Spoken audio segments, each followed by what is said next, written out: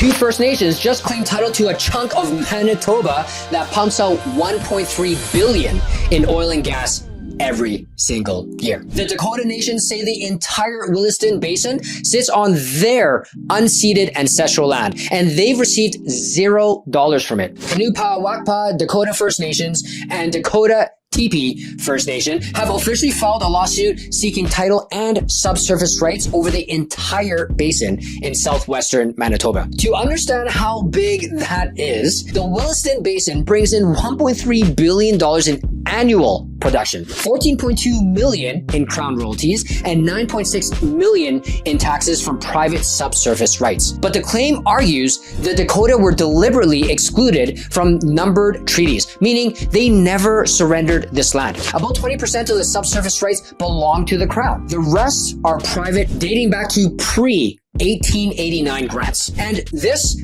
isn't just a Manitoba story. It's a Western Canadian earthquake. Well, I mean, the East is poached too, but that's for another video. If the Dakota wins, it opens the door for similar claims across Saskatchewan, Alberta, and BC, because the Williston Basin spans all three. Their argument uses peace and friendship treaties from 1763 to 1814, which recognize Dakota rights instead of extinguishing them. If courts buy that logic, it could affect thousands of existing oil and gas leases, mining claims, and even private property titles. And even if you never step foot on a drill site, this hits you too. Legal uncertainty kills investment, which kills jobs and cools housing demand. If energy companies aren't sure they even own the resources, they slow down or walk away. This lawsuit is the latest in a growing list. The Forks in Winnipeg, Southport Aerospace, multiple Manitoba hydro sites. Ottawa apologized to Dakota and Lakota people